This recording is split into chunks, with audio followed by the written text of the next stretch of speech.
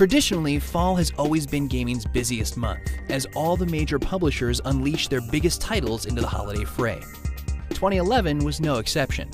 But as time goes on, it is becoming more and more apparent that too many games release in too short a window, and great games that might otherwise be successful get crushed beneath the gorillas.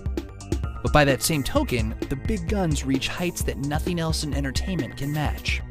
2011's fall in particular has seen some of the biggest releases ever recorded.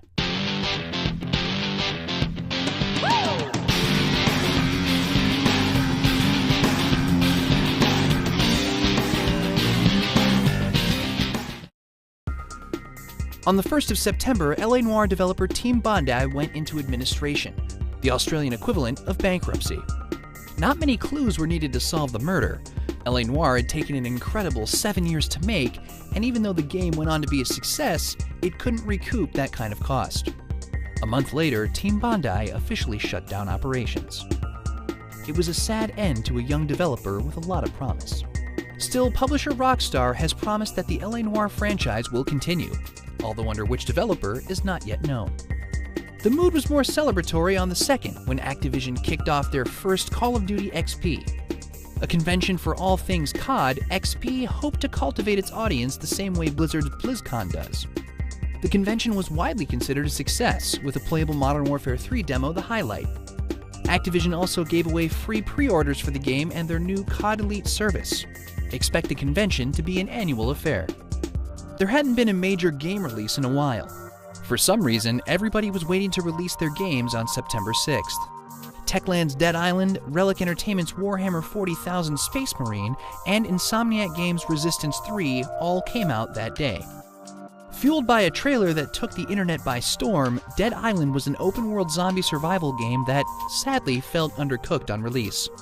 Still, it sold 1 million copies in its first week, an absolute phenomenon for an unknown IP. Space Marine, meanwhile, was considered to be a great game from a great developer, yet simply didn't sell. It too felt rushed to market, especially considering its co-op mode wasn't made available until a month after release.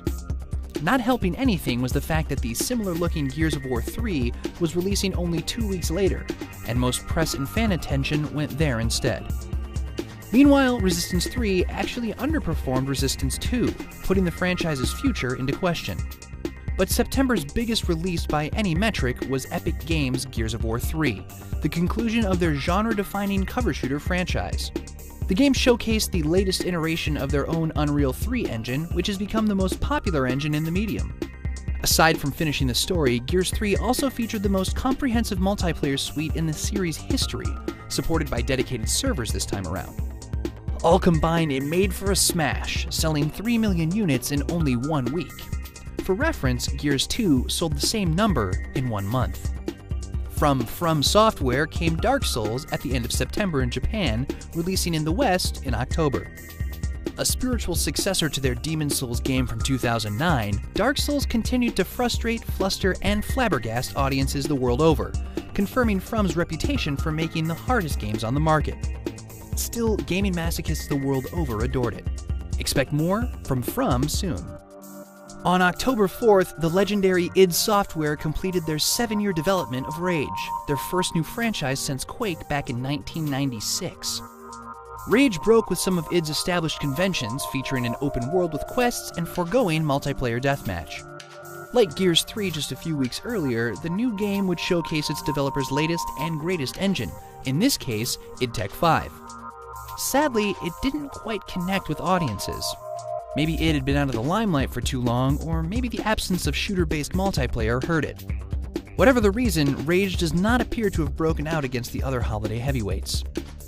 On the 18th, Rocksteady Studios took Batman on a vacation to Arkham City. The tour included nearly the entire rogues gallery of the perennial hero. Even with the popularity of the previous game and Batman in general, Arkham City became one of the year's surprise successes. Made by the same creative team behind Batman the Animated Series and Batman Arkham Asylum, Arkham City's 2 million units sold in 1 week brought the franchise into the big leagues of the industry. Expect to see more of the world's favorite billionaire soon. On October 25th, the most hyped gaming match of the year kicked off with the release of DICE's Battlefield 3. The latest iteration in the long-running and highly respected franchise, publisher Electronic Arts chose to play up Battlefield 3 as the main competition to the industry juggernaut, Call of Duty. Features like the amazing graphics of the new Frostbite 2 engine, the destructible environments, and the intense vehicle combat were all given as evidence of its superiority.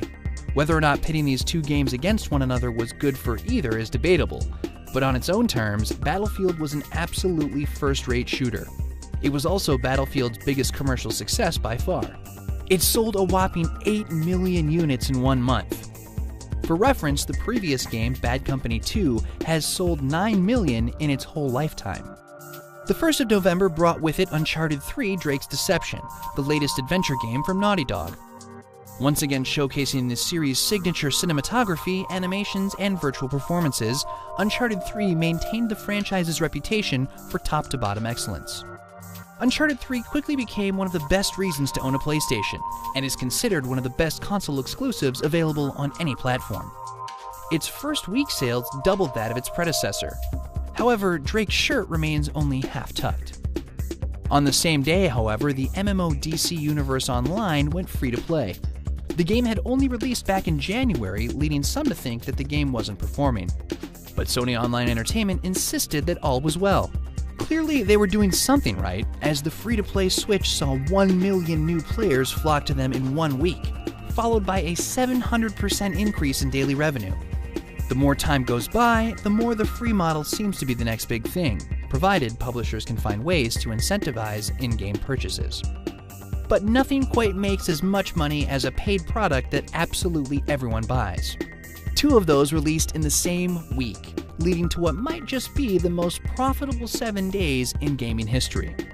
First up was Call of Duty Modern Warfare 3 on November 8th. The Call of Duty brand has, over the last few years, become the largest in the entire industry, an unprecedented juggernaut that seems able to shatter records at will. MW3 was no different, as the game grossed a staggering $400 million from 6.5 million units sold in 1 day, in only 2 countries, the United States and the United Kingdom.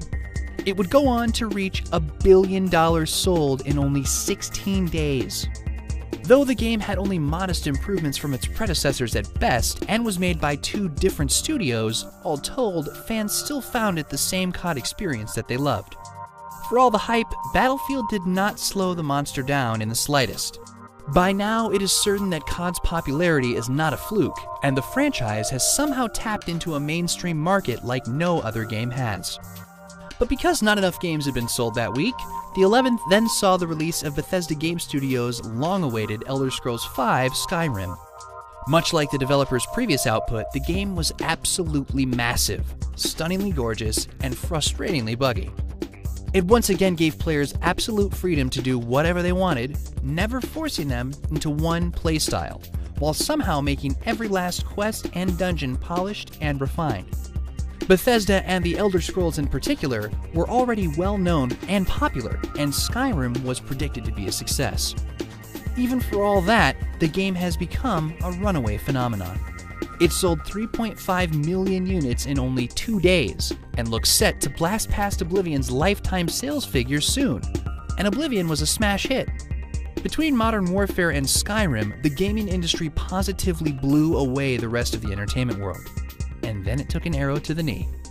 But not all was going well, even for the dominant Activision Blizzard. The same week that Call of Duty was conquering the planet, Blizzard announced that World of Warcraft had lost 10% of its subscribers. While that still meant it had a massive 10 million customers, it is the lowest point WoW has been at in years, and seems to indicate a growing disinterest with the game.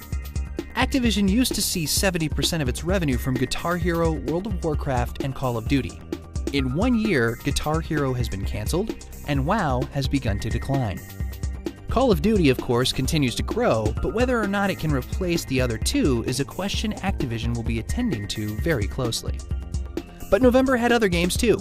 November 15th saw Assassin's Creed Revelations, Halo Combat Evolved Anniversary, and Saints Row III all release.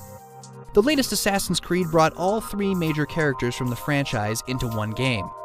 Though the gameplay hasn't changed much since 2009's Assassin's Creed 2, Revelations still sold 10% better than last year's Brotherhood, meaning that the fan base is still very active. The new Halo game was exactly the same as the old Halo game, being a remake of the 10-year-old original. However, it featured updated graphics and Xbox Live multiplayer. It was considered good fan service and a decent holdover until next year's Halo 4. Saints Row III, meanwhile, chose to go as over the top as humanly possible, in order to make an experience that was purely about goofing around. Featuring as many ridiculous scenarios it could fit onto a disc, Saints Row stands as a reminder of the reason we all got into gaming in the first place: to have fun. Then on the 18th, Minecraft finally released. Thank goodness, fans have been waiting to play that game forever. The game, which already stood at an unbelievable 4 million copies sold, was officially brought to version 1.0 at the first Minecon. This has to be the first time in history that a game got its own convention before it was even released. Whether Minecraft is a fluke or the beginning of a new trend in gaming business is a question the big publishers will be asking for years to come. November closed out with the 25th anniversary of Link's search for his girlfriend. The Legend of Zelda's Skyward Sword swung onto the Wii and, true to form, received gushing reviews from critics everywhere.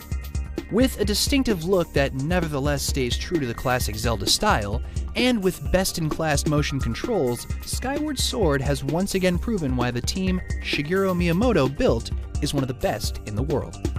But then on December 7th, Miyamoto himself became news when a Wired article announced he was retiring, in order to focus on development of smaller games. This set off a flurry of rumors and dropped Nintendo's stock by 2%. Miyamoto later clarified his statements, promising he wasn't going anywhere soon.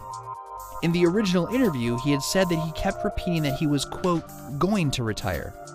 What didn't come across correctly was that he was talking long-term. He wanted younger developers to take on more responsibilities, and so kept reminding them that one day he was, quote, going to retire. In the near term, Miyamoto remains in his oversight capacity and plans to stay there for a while yet. He did point out, however, that he was fairly hands-off in Skyward Sword's development, proving that the team is almost ready to carry on without him.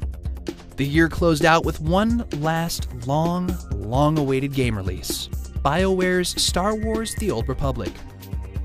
BioWare's owners, Electronic Arts, had been saying all year long that Old Republic would release in 2011. Well, they weren't lying. Sneaking it in as close to Christmas as humanly possible, the story-driven MMO released on December 20th. Hype for the game was incredibly strong, and at the moment it looks set to become the biggest MMO launch since World of Warcraft back in 2004. If it does, expect the emphasis on character, dialogue, and voice acting to be replicated throughout the MMO space. It will take a few months or even years to see the Old Republic's staying power, but with WoW already starting to slide, a sea change in the genre might just be underway. This has been 2011. Tune in next year to see the surprises 2012 has in store.